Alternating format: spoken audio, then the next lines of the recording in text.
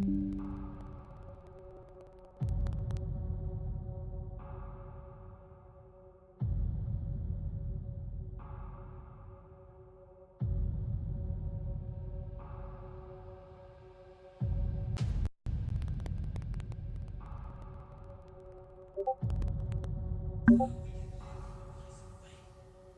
right. Hello and welcome. It is Sunday, and here we are with the Snowbirds meeting room.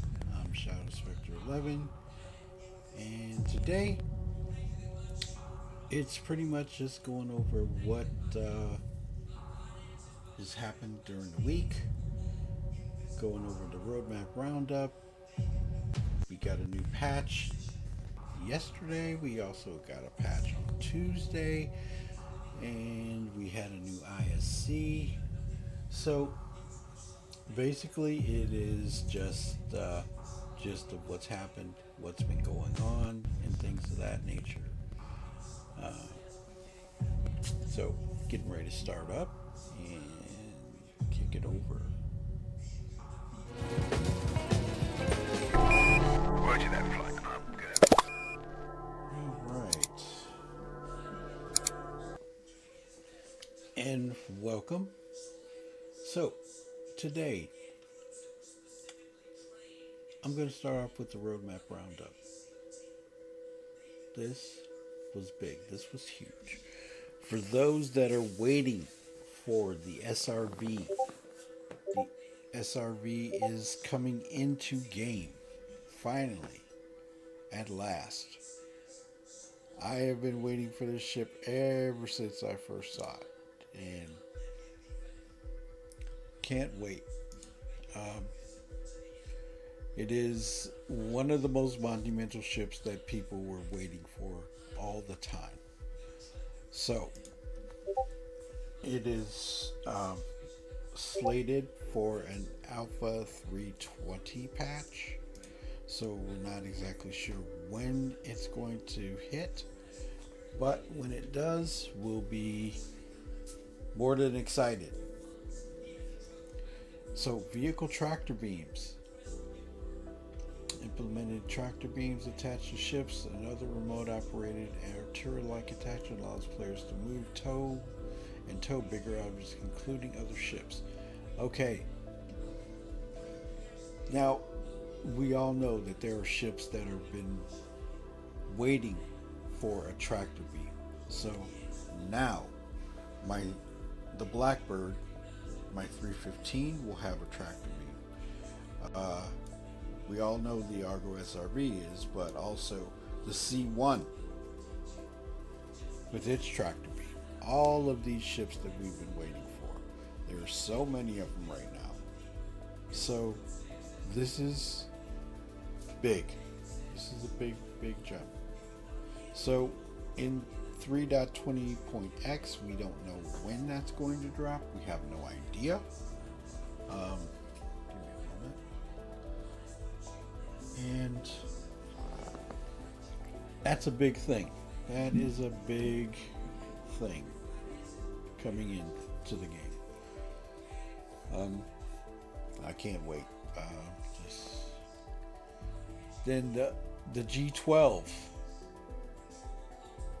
that is going to be set on the progress tracker as a game ready vehicle.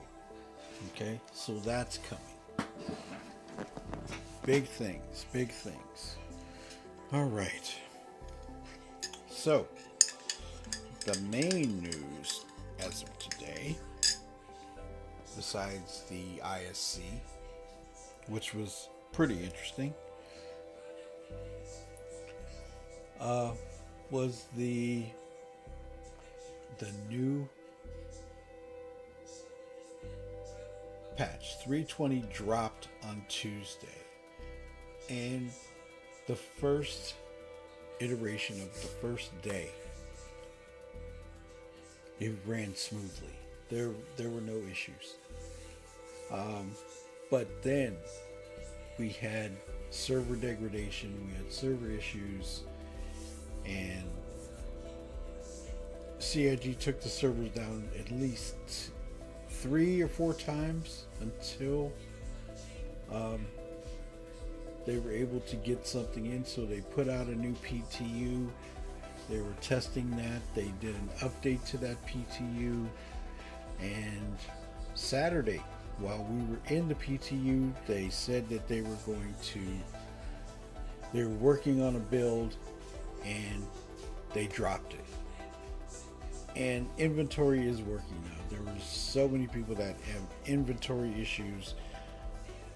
Even if you did a character repair, it would not help it.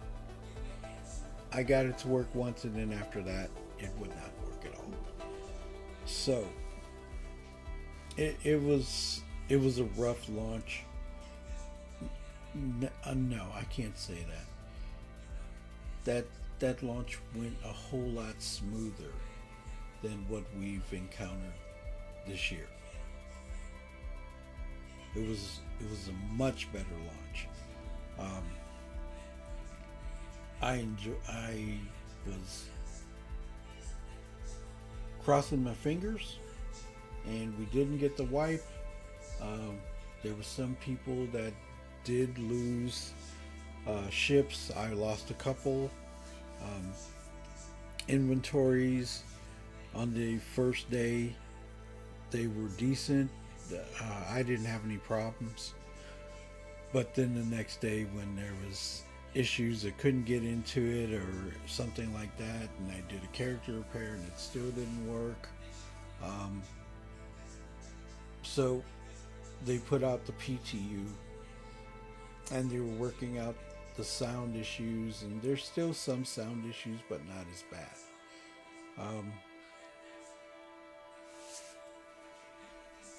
It was an interesting launch. I do have to say, it was an interesting launch. Can't complain, really can't.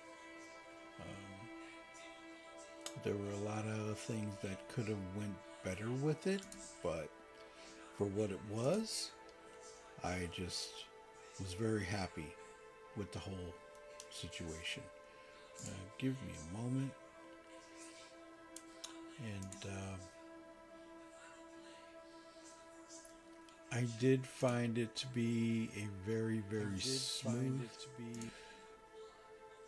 smooth and very comforting experience when it first dropped, but it did get a little rough. So, as you know, Saturday they dropped the new patch for 320, and we were in the PTU, and it dropped. It didn't take long for an install. Things were much better, much smoother. And here are the patch notes. So, like I said, this went live yesterday. I gained some ships back, and I did. There's some ships that I didn't get back, so I'm not complaining about those at all. I enjoyed them. I enjoyed it. Enjoyed the experience. It did get much better as time went on. I was just in. It was running pretty smoothly compared to what it has been. But all in all, the experience was good. So it is getting better. Just hang in there. They're working on it. And to tell you the truth, and I've been telling a lot of people this, I am so glad that they dropped this patch during the week instead of during the weekend. That was the best thing that they could have done, as far as that goes. So in this 320.0.a live that dropped, there's some still known issues. Okay. Crash the desktop when transferring items from station location to inventory to ship inventory using shift left click. It will kick you out. The QR code, still some known issues with the key bindings, audio, locations when spawning a ship at a docking port. Ship will unclipped. Hull C, can't undock the Hull C. Workarounds. First, if the Hull C has cargo at the as part of the end of flow, try request detach via the cargo center rather than regular ATC. Okay, I'm gonna have to try that. Okay, so we still have some issues. Excuse me. That were in the game. So PU cargo, Crusader, Orson locations, transit, PU art, items, textures, multiple clothes, armor, undersuits, variants, lost color, using the default base color. Hull C spawn, multi-vehicle, ship features, sub ships. Okay, Drake Caterpillar, personal inventory. Okay, landing pads. Oh, we're getting that one back. Mission giver. The Carrick's main elevator will get locked in place and begin to spin indefinitely after spamming the floors for a few minutes. Okay. And we know that they did the transfer of that. So here we have our bug fixes. Fix multiple issues causing inventories to become corrupted and not load into PU. It does work. The Fury LX paints and decals should now display correctly. Haven't checked that out, but I will. Fixes should cause players to sometimes be relocated while standing in the hangar. That was annoying, I'm not gonna lie. Fix the client crash when scrolling armor and player inventory. Fixes should cause save variants to show debug mode, arrows near thrusters when reverse strafing. Okay. Fix issues where players can only sell one SU of each type of used cargo during jump down. Okay. Disabled non-owner bed logout and also the fixed ship disappearing when someone other than the owner uses bed logout. Okay. Fix the attached Constellation Snuff Fighters being spawned in a vertical position. Okay. Fix the issue causing stowed ships purchased with AUEC to not get correctly stored in on. Okay.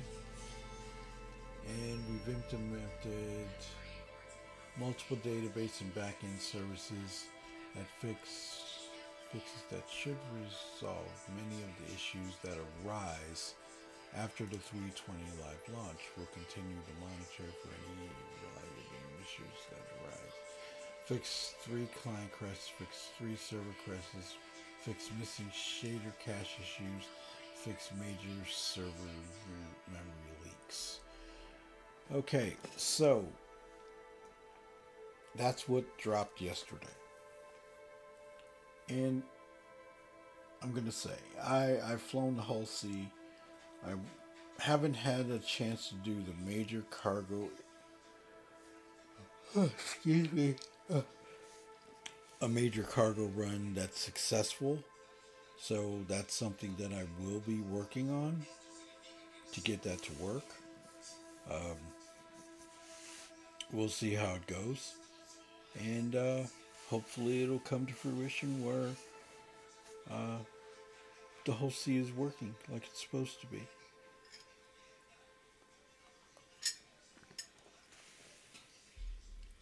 So,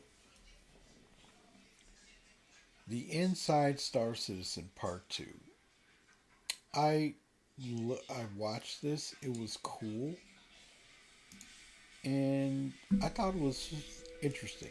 So, I'm going to go over this and interject while it's playing, and here we go. So basically, NAPU is what we like to call it. It was like USPU before. We had Intel PU, we had the Austin guys. I'm not sure if they had an acronym.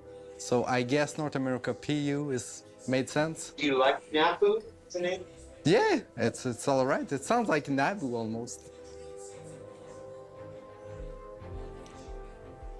Why should we care about cargo?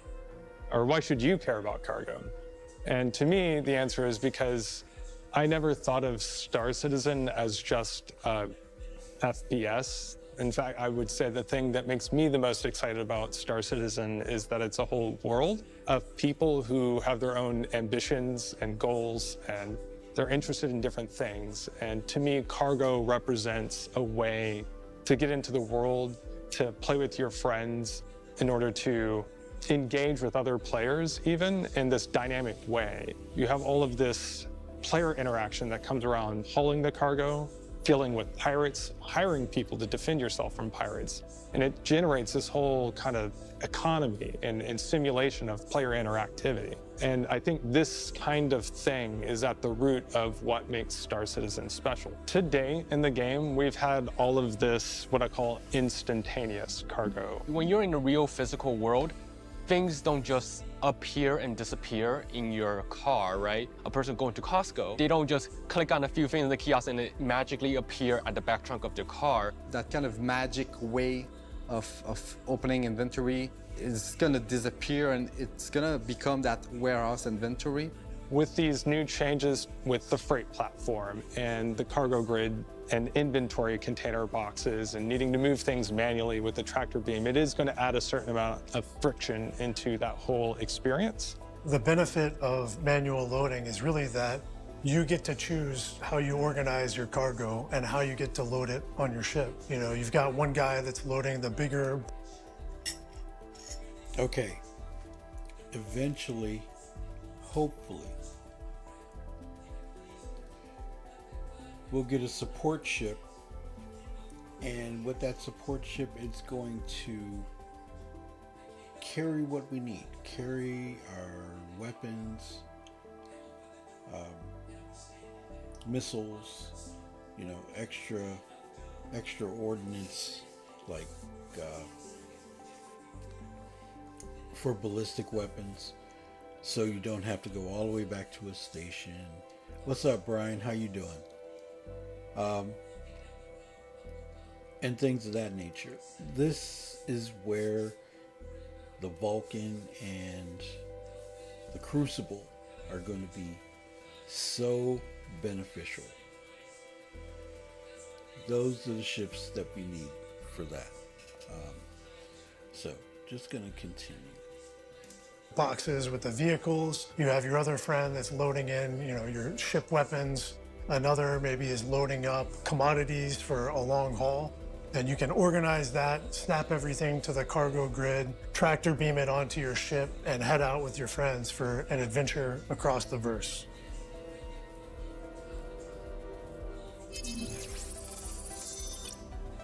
The cargo career is at the heart of what Star Citizen aims to achieve. Not just a universe of exploration and conflict, but one of commerce and opportunity as well. And last week we shared the first part of its next iteration with a discussion of freight elevators, instanced and persistent hangars, varied cargo boxes, and a new cargo grid that'll expand the possibilities of your ships in new and exciting ways. So here in part 2, we're gonna dive a little deeper into the systems underpinning it all, starting with how we intend inventory to evolve next.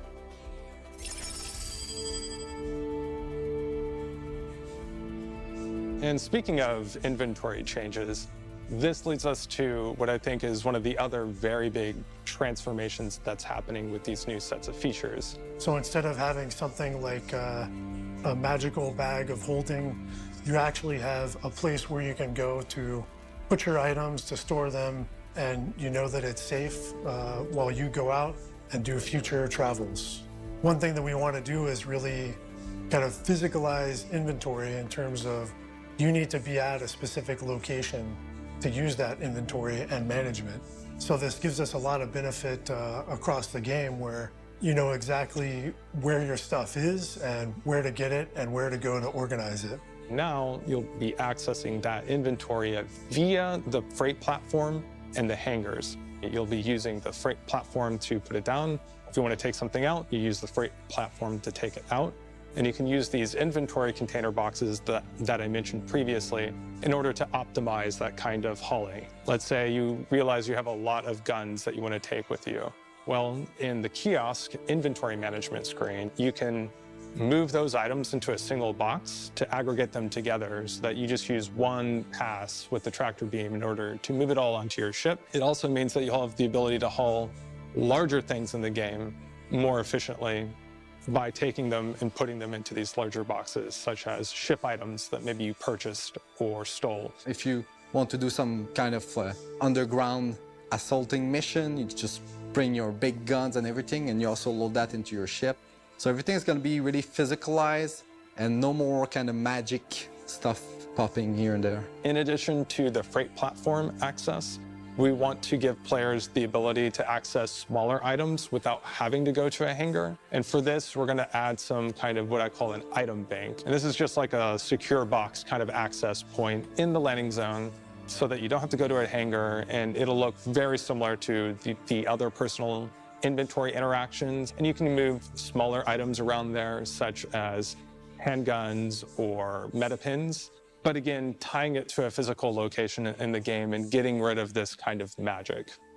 We're taking that and also applying it to the inventory in the vehicles. Right now in the game, you can hit I while you're inside of a vehicle, and you'll see a similar kind of invisible magical inventory for the vehicle. We're going to be getting rid of that and instead replacing it with a combination of access points like glove compartments in the ship, as well as those inventory container boxes, so that you'll still be able to haul personal items and larger vehicle parts between locations in the game, but you'll have to do it in a way that's physically tied to actual entities that are attached to the cargo grid, as well as exposing it in a way for people to be able to reclaim them from a wreckage or maybe even pirate.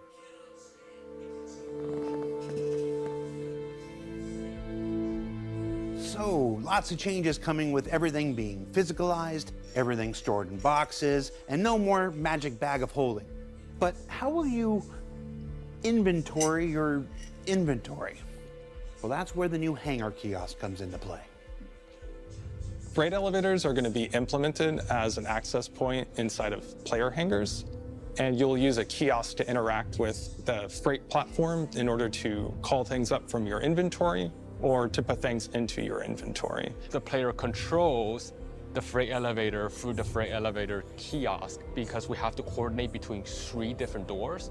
The kiosk is what determines when the door should open, when the door should close, when the cargo get loaded and all that stuff. So that is the physical thing that's basically going to bring up cargo for you and then also like take cargo from you when you sell it. The kiosk is going to be the center point of the hangar. This is really where you'll manage everything. So it's not just the cargo stuff that you manage through the kiosk. You will be able to manage your inventory, basically bringing up the stuff, sending it back.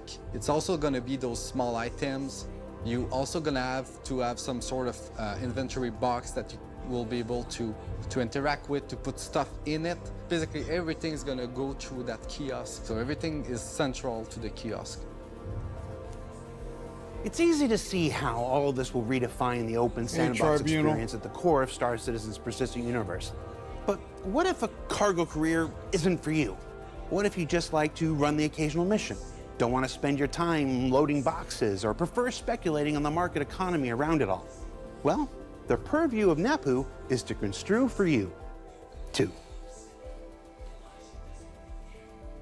We are going to have missions in the game that latch on to this. So for example, you'll be able to take a mission where a corporation like Crusader will ask you to haul their...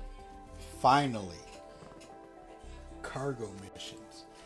This is one thing that I've been waiting for a long time. The cargo mission where you don't have to buy. You take the mission, you get paid at the end of the mission when you deliver.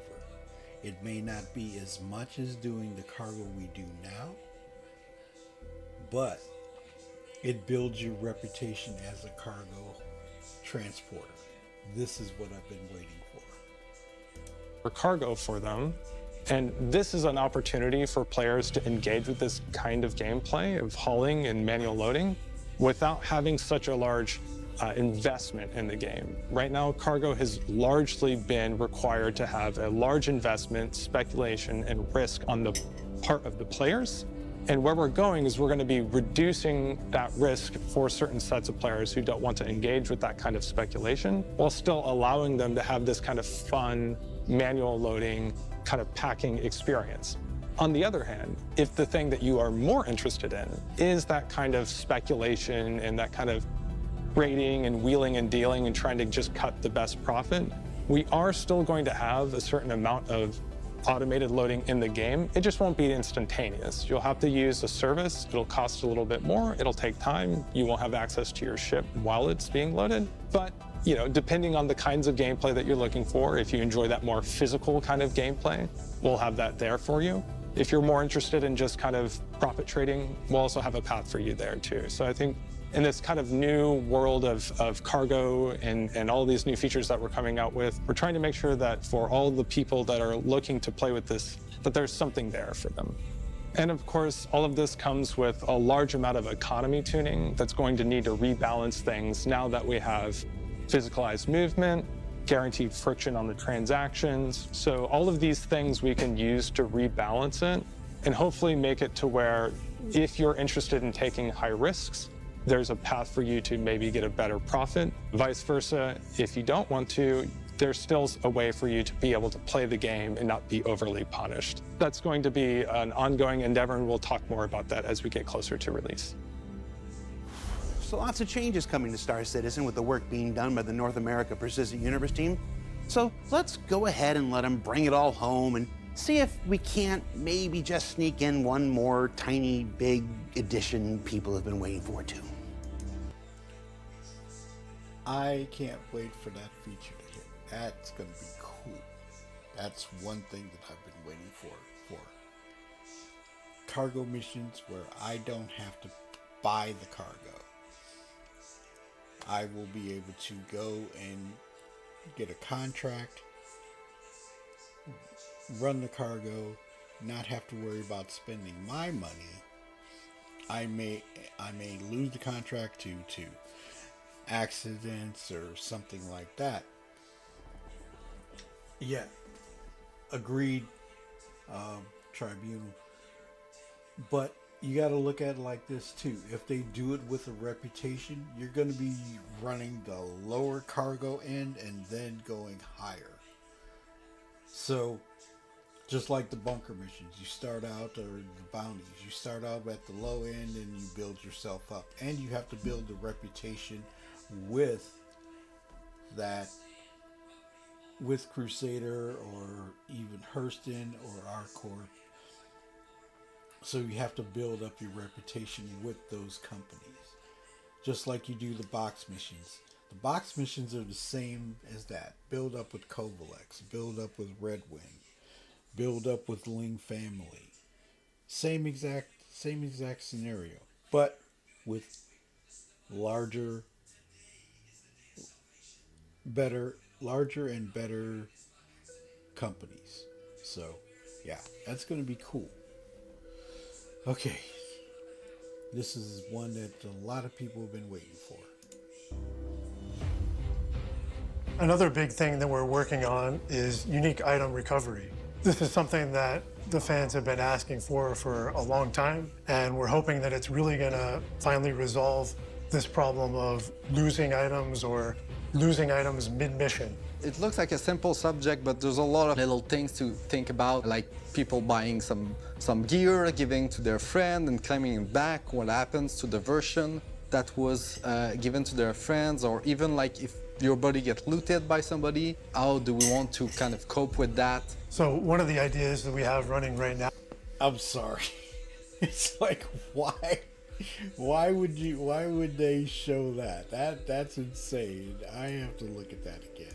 What happens to the version that was given to their friends, or even like if your body gets looted by somebody, how do we want to kind of cope with that? So one of the ideas that we have running right now is that you would have a lost and found within your hab. So if you're playing, your mission crashes, you lose your progress, but you can go back to your hab, restart that mission, grab that item, and continue on where you left off. And we're really hoping to apply this to subscriber items and other unique items as well.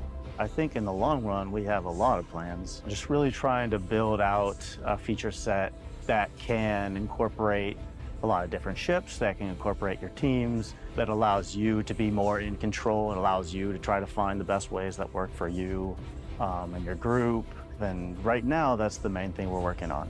Our universe is big. We're going to keep building more systems, more planets, and we really want to find a way to make that exciting.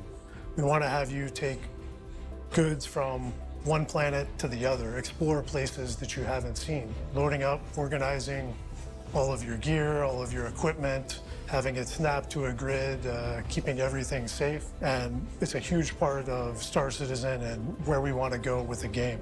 That is a summary of that we're working towards for physicalized cargo. Now, this is going to be an ongoing process, starting with the first set of changes coming out with 320, automated loading in with the whole C, and the new packing system that's coming out there. But we'll continue this work of adding these things like freight elevators, hanger instancing, persistent hangars, inventory containers, all of that, and continuing into subsequent releases. So I hope you enjoyed hearing about it, and I think I'll be back a few more times to get into more details about those things. I look forward to seeing what they're developing in the future, and then also showing it off to the community and team. So what did we learn in the last 2 weeks? Whew. Well, we learned that freight elevators will allow us to fulfill the dream of fully physicalized cargo. The instance hangars will give us the time to load and unload our ships without creating too many traffic jams. That persistent hangars will be the first real estate players can decorate and call their very own. That cargo boxes are expanding to hold all kinds of stuff from personal inventory to ship weapons to even some small vehicles themselves. That this all means a new way of storing and moving your inventory all around the galaxy. Utilizing the new Hanger Kiosk will certainly help. That everything from missions to economy will expand and rebalance to accommodate for this. That there's still going to be some automated options for those willing to spend the time or the money, and that there's finally a light at the end of the tunnel for lost items in the works. Well, you could say it's a pretty good haul overall. I'm not usually the pun guy. Now don't forget that Alpha 320 is out there for everyone to play, and that CitizenCon is just 4 weeks away. For Inside Star Citizen, I'm Jared Huckabee. Thanks for letting us share the process of game development with you, and we'll see you all here next week. And breathe. Sure, Tribunal. What opinion do you need? Do you need a thank you, goodbye? No. Peace out. That's it.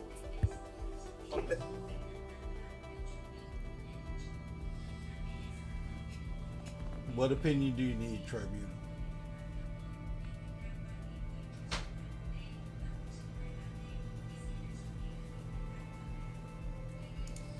I enjoyed that ISC. The first one was really good. I enjoyed that one, and this one just kind of put all that together. Whenever the BMN gets introduced, how do you think cargo will work when trading in space? Will it be docked? Will CIG have to make bigger hangars? Okay. When the Pegasus comes live,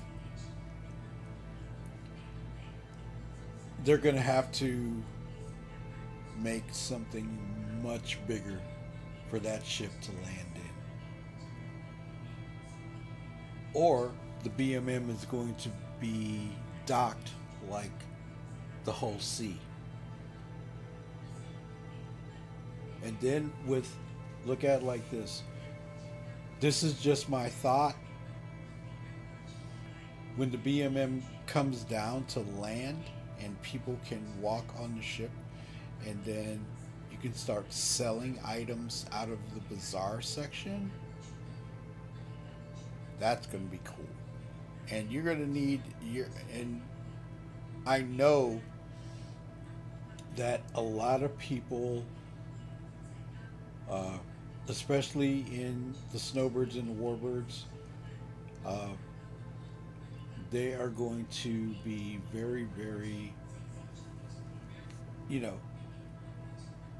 they may make their own little shop on the ship, right? Like a weapon shop, a armor shop, a commodities area, and things of that nature, and be able to sell their items that they can see on the ship and have their own little shopping area, their little shopping stand or something like that. Now that would be cool. So the crew of that ship, right, will have the option to have their own little shop. I think that would be slick. I don't know if it's going to work like that, but I think that would be cool. Just a heads up. That's how I see it working. I have no idea, but it would be slick. So what do you think? I think to get the cargo, it would definitely have to dock. Just like the Hull C. The D and the E. It would have to dock. As far as I'm concerned, that's how I see it working. I don't see a merchantman landing in a hangar unless it's that thing's got to be huge. If you can land, look at it like this. If you can land an 890 jump in a hangar, right? They've got to accommodate for that ship as well. Okay, so landed at like Lorville or New Babbage or Area 18, or even with the other systems, they've got to have something, right? So what are your thoughts? What do you think, Tribunal? I would love to see something like that. Nice. I'm leaning towards hangars. When in space to move the containers around. Yeah. I mean, look at it like this, okay? You've got your raft, right? Now that we have the 32 SCU containers, right? Once we get the tractor beams, you will be able to move those with a tractor beam from the raft to the Hull C, D or E or whatever. So when the vehicle tractor beams come, that's going to make it even more interesting.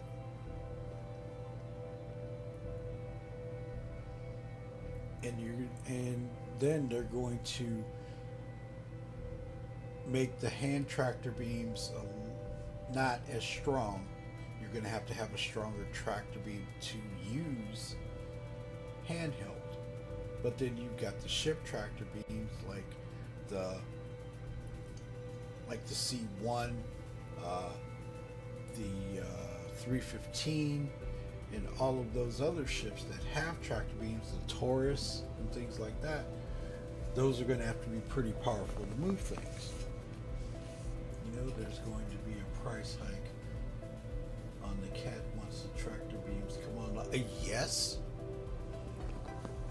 I think there's going to be a price hike on a few ships that have tractor beams.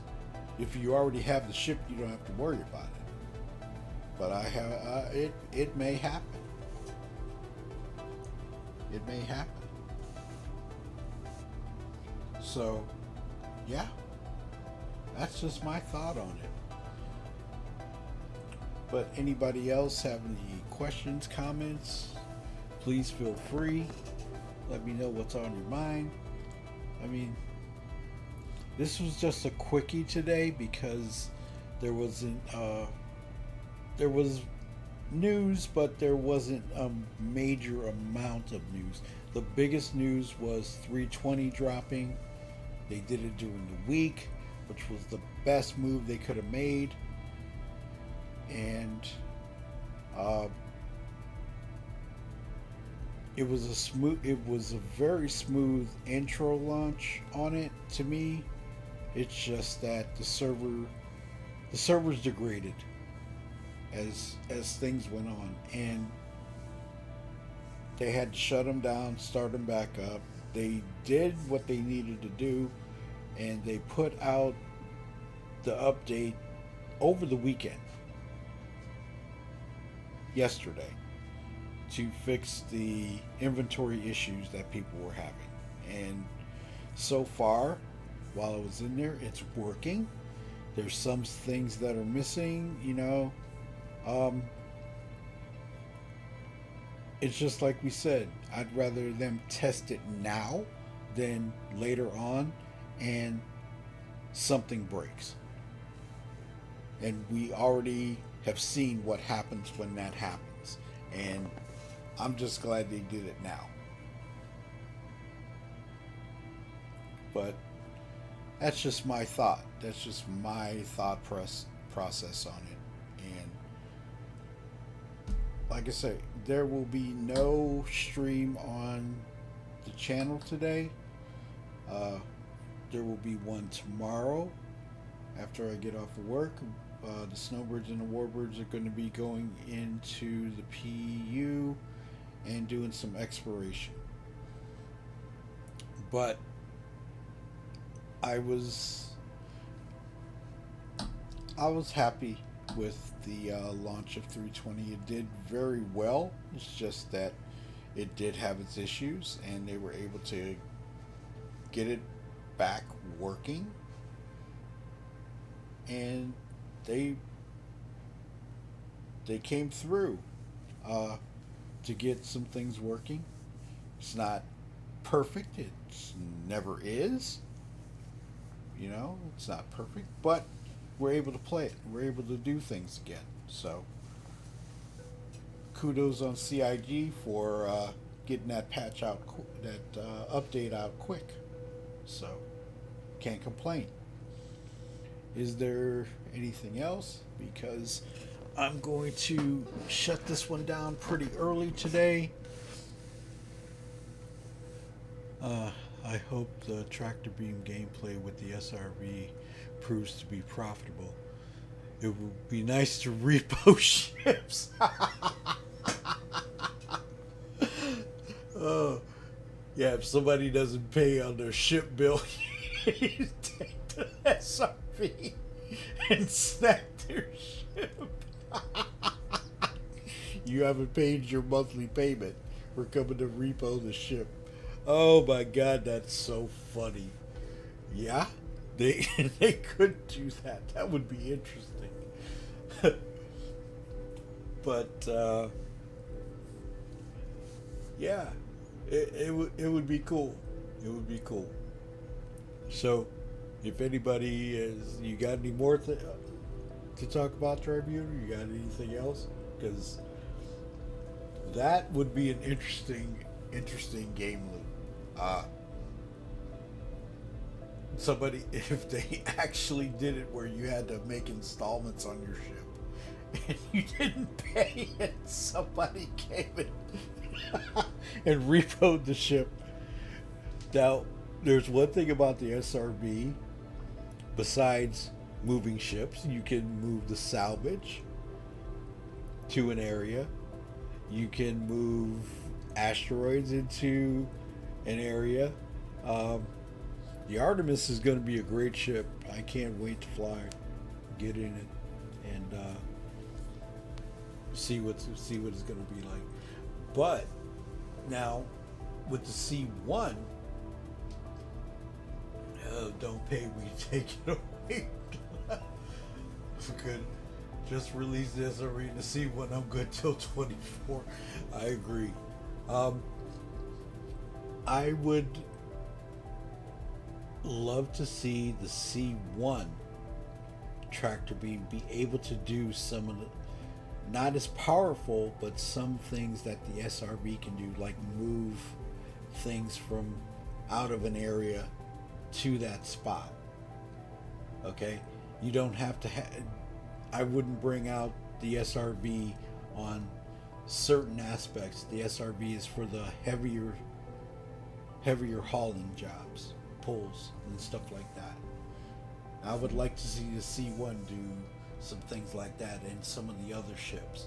So when you do need the SRB for bigger jobs, it's available. So that would be cool. That would be cool. But anyway, this was a short one.